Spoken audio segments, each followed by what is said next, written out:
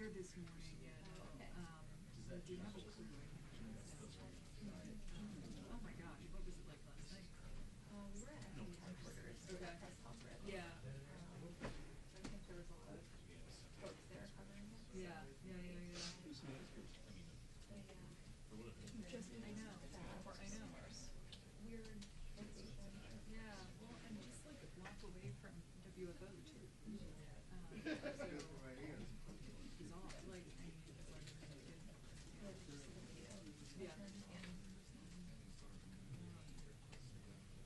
Yeah. And it is a weird part of basic, like, cause we were talking about this morning. It almost gives the illusion of more security because you're around all these like kind of federal buildings and the FBI. And so, yeah, I'm sure there are other camera angles too. I mean, it just feels Oh, like yeah. a That sterile one, the area. death of a person through recently. That's the same one. Yeah. I think you were wrong about that. The suspect was just like in a bigger house. Yeah, that's right. I mean, Hearing I loss. need to check me on that, but I mean, yeah, That's the one they that's charged weird. on. That's what they charged on. Like It almost reminds me And that's what they charged me too. is it Pulse where like the shooter sort of like went inside and went outside and had ordered a drink and just like yeah. Yeah. Yeah, I think it breaks your heart, but appreciate you responding this Of morning and course. keeping us posted. Yeah, of course.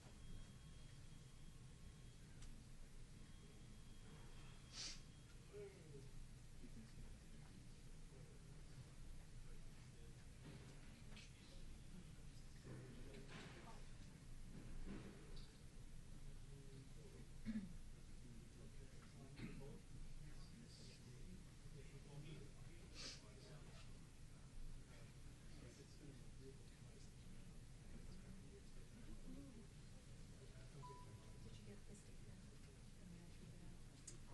Yes, I think I texted it to you. I think I've seen it. Let me make sure that I know it really is.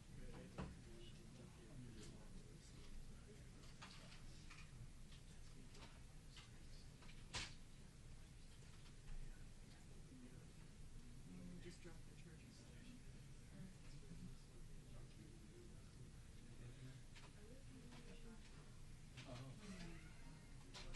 I mean, that's how I saw it. I pass them every single day.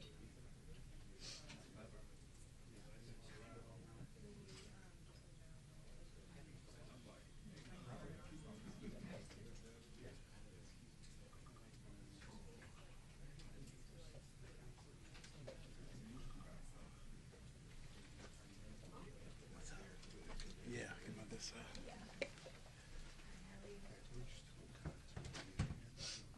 I would check in. Can they set up here? I don't think so. You guys want to go back? I mean, I don't. They don't need the full feed, Kevin, so they just want you asking questions. If you want to go back there, I'll stand up. Back there. Yeah, I don't know. Or like cheat out. Or there. We're there and I'll cheat out. Hey, CBS is trying to set up like Don't get us in trouble, you know? I always do. That's what I do. Because the thing is, I would care more, but it's Scott tonight anyway. So like, Once you go off on this, you yeah, Just get it. yeah, I think that's what I'll try to stand.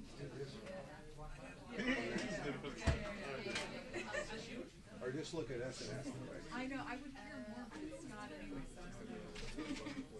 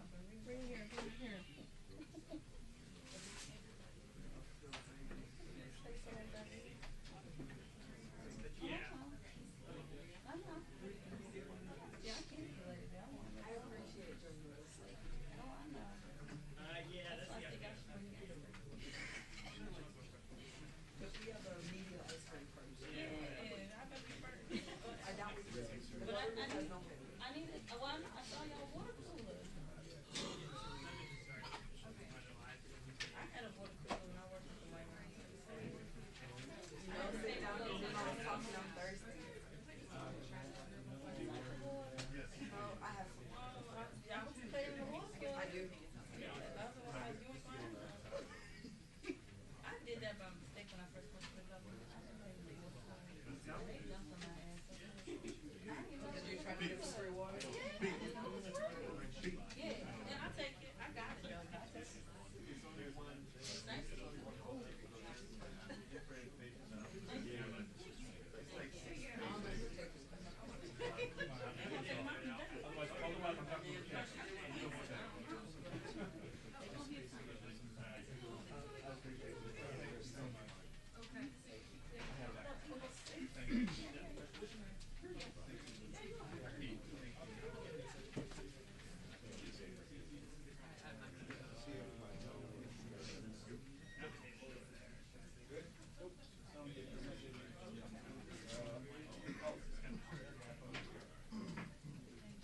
Yeah, I'm on page 3 right now.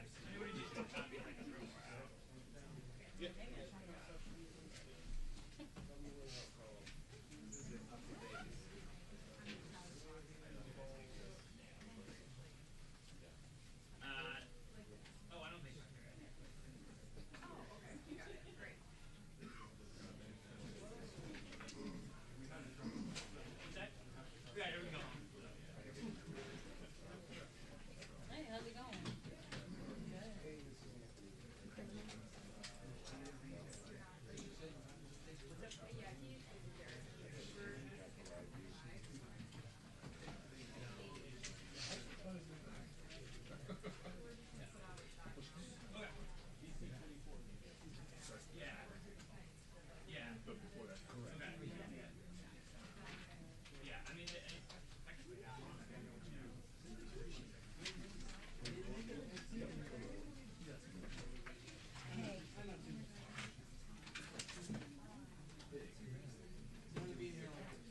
I went back to the, I got that from the professor yesterday.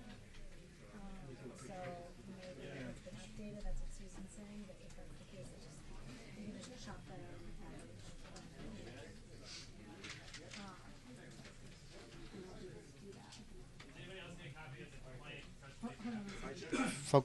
Media mic check. 1, 2, 3, 4, 5, 6, 7, 8, 9, 10. Everybody good? Thumbs up? Cool. Good? Perfect. Thank you.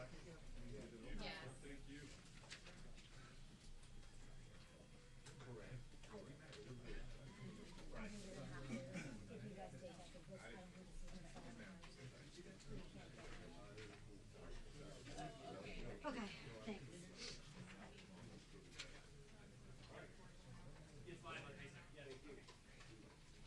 The complaint is live.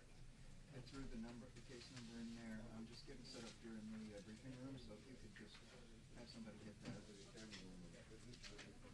Excellent, okay. Could you share it with me as well? Much appreciated.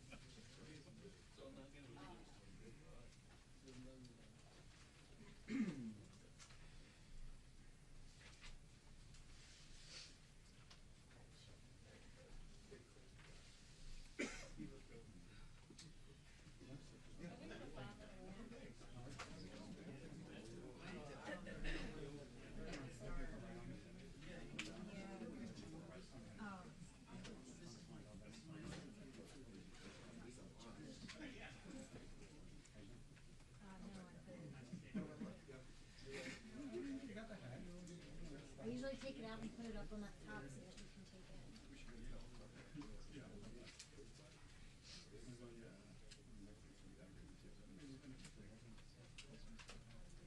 We're, guys, just so everybody's aware, we're expecting a few questions, but they're going to be on topic.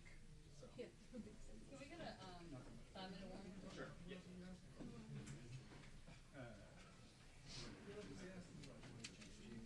We are tracking pretty close to 4:45 still.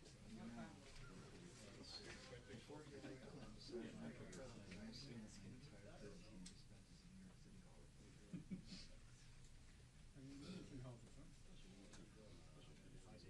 Oh, yeah, yeah. Your work.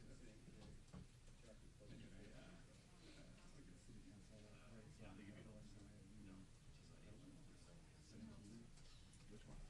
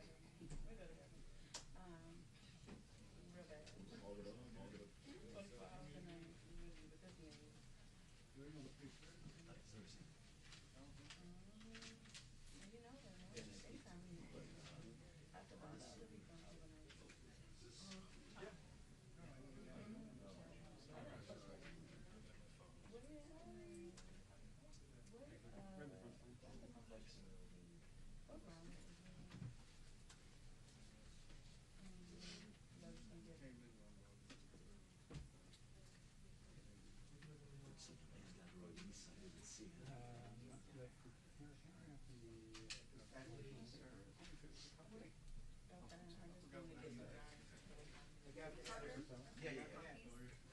I would love to get the paper version. You can have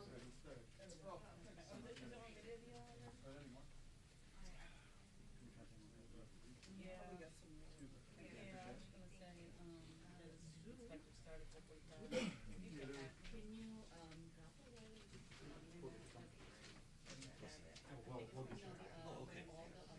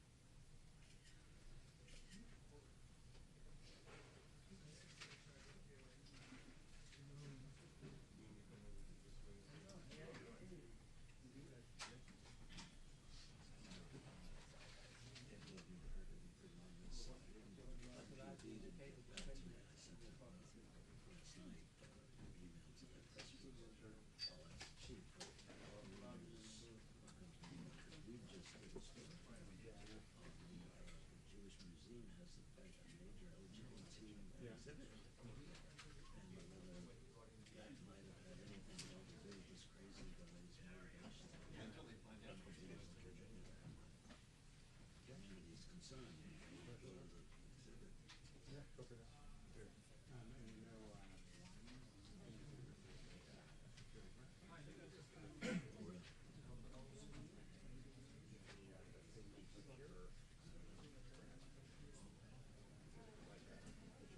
Perfect, thank you.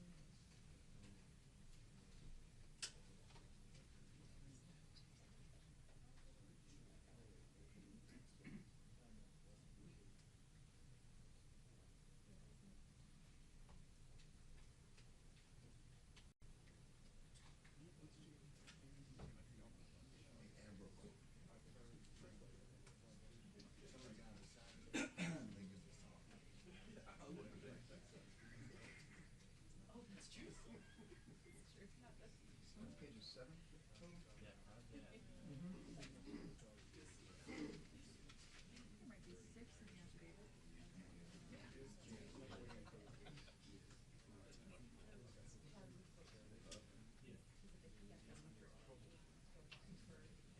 All right, we'll get started in just a second, guys. Hmm? Sure. It's a right now.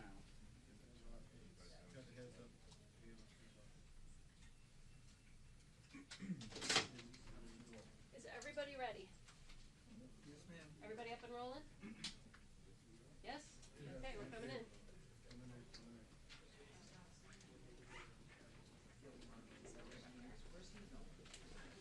I thought he was running this. You got it. All right, I think we got it. All right.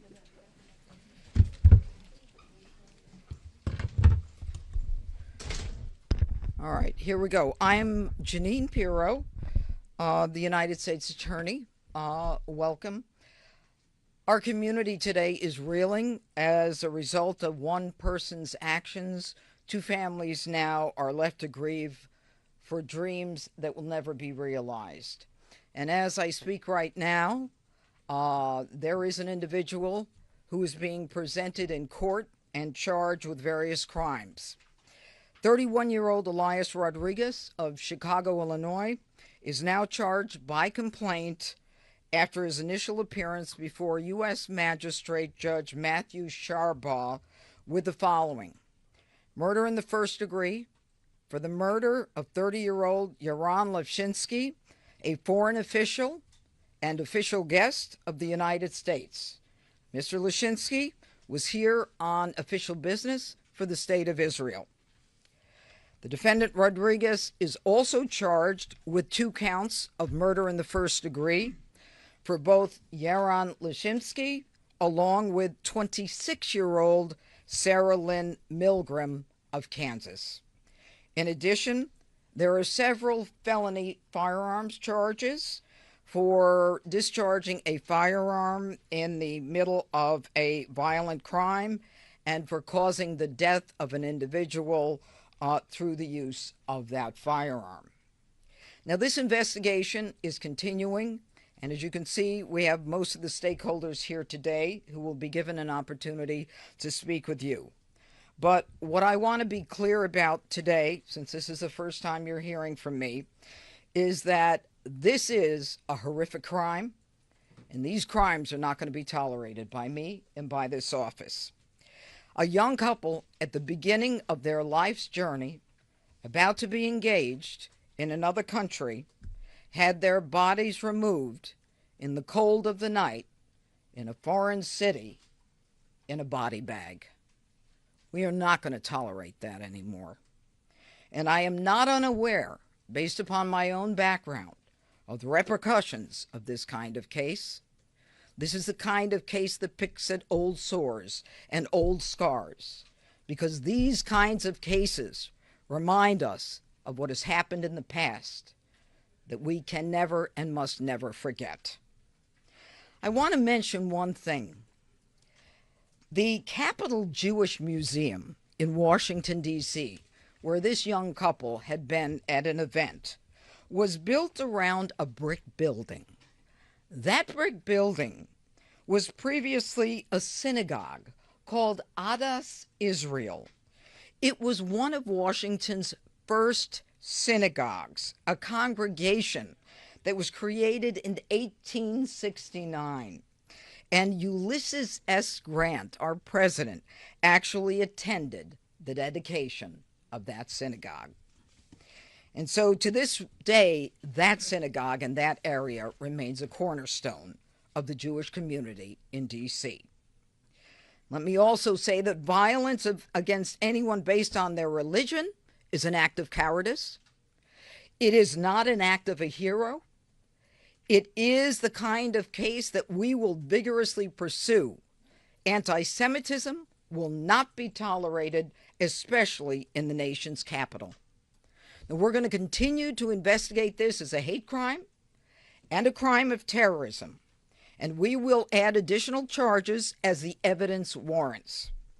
So this charging today is the initial charge. Remember, we're less than 24 hours from the crime itself. And we are working furiously and diligently with our partners behind me. We've got massive amounts of evidence that we are vetting, we are verifying, and we are reviewing. This is the start and not the beginning. And finally, let me say this. President Donald Trump appointed me to this position. This is the nation's capital. We should all be proud of this capital. And the president wants D.C. safe. And I and the partners behind me are going to do everything we can to make people proud of this city, whether they're from this city, from the country, or from other parts of the world. Thank you. Now I'm going to call on Mayor Muriel Bowser. Good afternoon. I'm Muriel Bowser. I'm Mayor of Washington, D.C. I want to thank Judge Pirro for inviting us today. I'm joined by the Chief of the Metropolitan Police Department, Pamela A. Smith. Metropolitan Police Department is the local D.C. police. We are here to echo what the U.S. Attorney has said, that this crime will not be tolerated in our city. We're grateful for the partnership with our federal partners. MPD and the FBI have worked hand in hand on this investigation and will continue to do so. I also want to acknowledge our families in Washington, D.C. who are suffering and who are afraid and fearful for what this act has done to their sense of safety. But we know that feeling is represented around the globe. Earlier today, I convened a meeting with the Mayor's Interfaith Council, where we spoke with leaders of congregations and Jewish institutions across D.C., as well as D.C. council members and the Attorney General for Washington, D.C. We heard our leaders reiterate messages of love and solidarity with the Jewish community. Sadly, we have had practice standing together as a community to fight anti-Semitism, both in hate speech and in hateful acts. And so in this moment, we stand shoulder to shoulder as one community, united in love, but also committed to justice for this young couple. I also had the opportunity to speak with the Smalls family, and Sonny Smalls is well known in Washington, D.C., and his family has poured decades of time and love into making sure we have the Capitol Jewish Museum in Washington, D.C. And one special aspect of that museum is that it celebrates local Jewish life. It focuses on D.C. Jews and how they have been a part of our culture and building the city that we love. So once again, our city stands with our community, working with our institutions to make sure we have all the resources that we need to support them. And with that, Judge, I'll turn it over to Chief Smith. Yes. Good afternoon, everyone. I'm Chief Pamela A. Smith, the Chief of Police of the Metropolitan Police Department. Let me begin by reiterating my condolences to the family and friends of Yaron Lazinski and Sarah Milgram. I also want to thank Mayor Muriel Bowser, Judge Pirro, and Director Jensen for their collaborative effort and support around this tragic incident. What I also will say is that everyone at the Metropolitan Police Department is holding the family in their thoughts and in their prayers. Our detectives have been working around the clock in close partnership with our federal partners, and this effort regarding this investigation has been a collaborative effort. All of the agencies involved in this investigation have been coordinating seamlessly overnight. Members of the Metropolitan Police Department's Office of Homeland Security Intelligence are working in partnership with the FBI to analyze the suspect's activity prior to the shooting. Around DC, and I want to speak specifically to the community here in the District of Columbia, around DC, you will see an increased presence of law enforcement officers around the community. You will find us around our faith-based organizations. You will see an increased presence around our schools and places like the DC Jewish Community Center. We stand shoulder to shoulder with our Jewish community. I also met, along with Mayor Bowser, with some of our faith leaders. I was moved by their desire to ensure that we keep our city safe and we keep our Jewish community members safe. And we are ready to support them in any way possible as we move forward.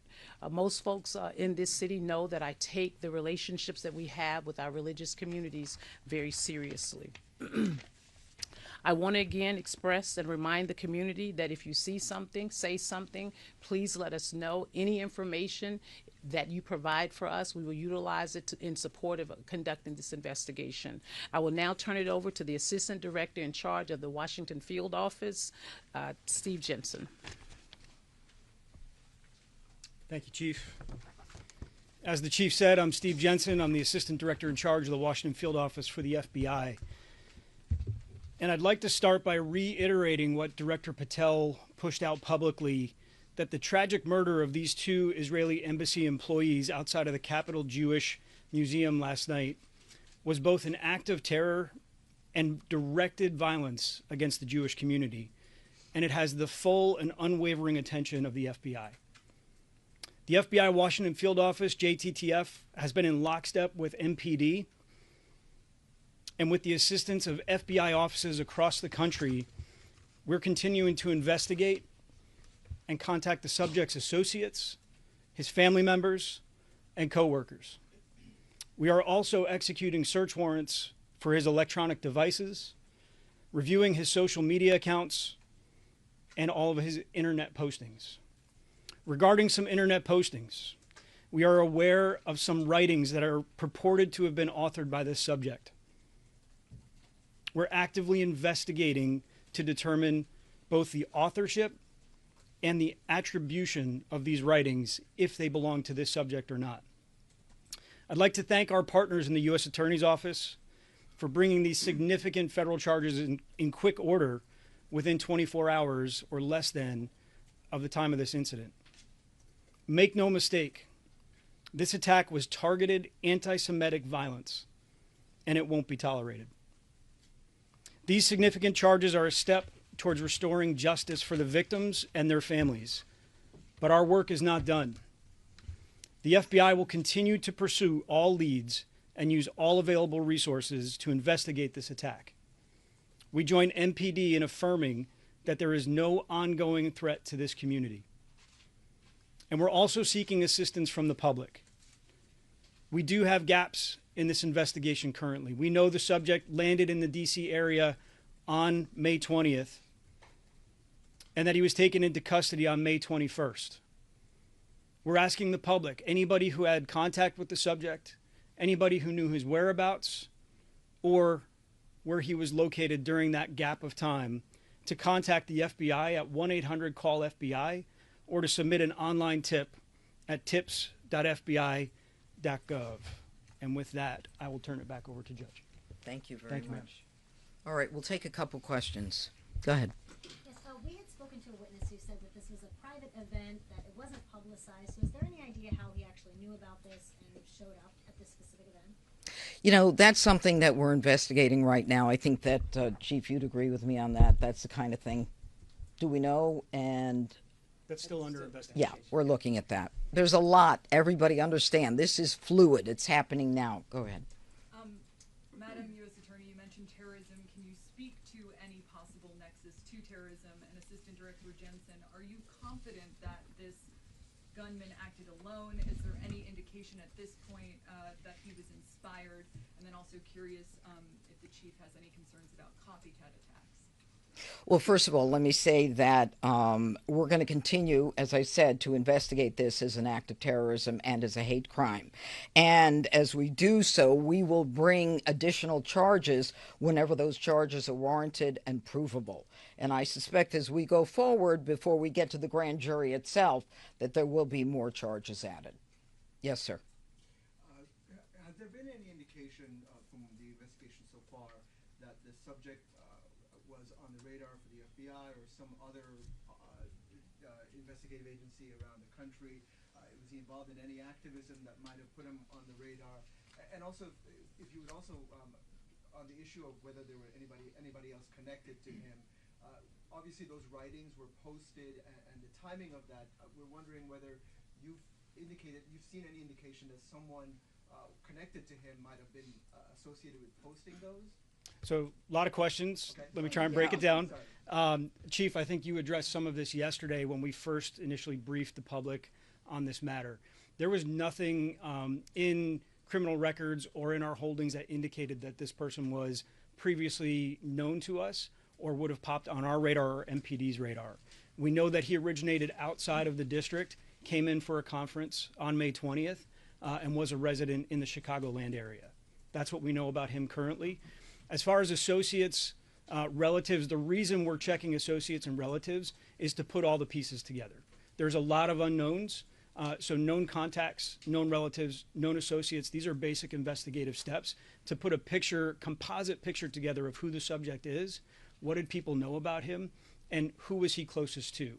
From that, we'll build out the investigation. Aside from that, I couldn't answer more. Go ahead. Hi. A quick question. I'm sorry, Keith Alexander, Washington Post. Were you seeking the death penalty? Can you talk a little bit about that? And also, the night of May 20th, any idea where he stayed at all? I think that we have an idea of that, but let me just say that, the president and the attorney general have both indicated that, in cases where the death penalty is warranted and seems appropriate, we will use it. It's far too early to say whether that is the case, but this is a death penalty eligible case. And what about the night of May 20th? Do you want to talk about that, Chief? No, I think it's still a part of the investigation. Definitely still part of the investigation. I don't want to get into the weeds. I think that right now he's been presented. Excuse me. It's in progress. It's in progress. Okay. Yes, sir. Can you just, Mr. Johnson, can you just clarify one thing you said? You said he was in town for a conference. Was that a different conference than the one, than the event? And could you tell us more about what that particular event is? So we're still looking into the nature of the conference we believe associated with his work, and we are contacting his employer and trying to figure out what the nature of his job was. We believe the reason for his flight was related to a conference for his work. What's the nature of that work? I don't have it at the top of my head. And then the other question is, he seems to have been sort of stalking, I forgot what the word was, pacing in front of this event, and he seemed to have had pretty easy egress in and out of the place. What does that say about the level of security, and are you investigating that for, and Mayor Bowser, are you considering increasing security around these sorts of events and institutions? So regarding the movements of the subject, obviously still very much a part of the investigation, composite of collected videos, witness statements to put a full picture together before I would comment on any one particular act that he may or may not have been observed doing. As far as security goes for a private entity, I wouldn't comment on that, and as far as posture goes, I would defer to the mayor. I think that the director is correct. This was not a event that falls into our special events category, where MPD and other government agencies have a stood-up posture. This was a relatively small event at a museum, so MPD or the government agencies wouldn't stand up additional resources unless they were requested or unless we got a call for service. More than that, I will say that we have had a local program and a federal program that have helped institutions, faith institutions, and others who have been concerned about violence, anti-Semitism, or other hateful speech and rhetoric. And very recently, we have issued grants, and we have issued grants over the last several years to those institutions to harden their security, add cameras, add additional security, and I believe that the museum has done some of those things. I'm going to sneak one last thing in. All right, I just want to follow up with this. We've been advised that the defendant has appeared in court. He's had an attorney appointed. He's been advised by the judge that he could be punished by death or by life. And of course, we sought detention. The defendant waived his right to a detention hearing and concedes to detention. And right now, a preliminary hearing is set for June 18th at 1 o'clock. So it is done. One clarification, Mr. Jensen. You are not ruling out that this manifesto might have been written by this gentleman, right? We don't know. We don't know, and that's still very much a part of the investigation. Okay. Good? All right. Thank you all. Yes, sir. One more. Yes. Were any MPD officers working details at this event last night, perhaps off duty? And then a follow-up to that, when you say, the FBI said a targeted event, do you believe the victims were targeted or simply the event was targeted? So let me answer your first question, Mark. MPD was not assigned to that event. As you know, you've heard me say on last night, there were security officers assigned to the event, but not Metropolitan Police Department members. On or off duty? On or off duty. Okay. And then the targeting, was that the event that was targeted or these two individuals specifically targeted? We're not saying at this time. Yes. Chief, one question that people are interested in is that it was announced and fairly well known that the Jewish Museum a short time ago opened a major LGBT exhibition, and we were wondering if the investigation is looking into whether the suspects might have known something about that or might have. Sir, we are looking into absolutely everything. There is so much information we're looking at, and I must tell you, coming from New York, I've never seen the cooperation and the collaboration that I'm seeing here. It was immediate, it was instant, it was coordinated, and my hat's off to this area. And we're going to clean it up. Thank you. Is that you? No, but Yeah. Thank you all. Thank you.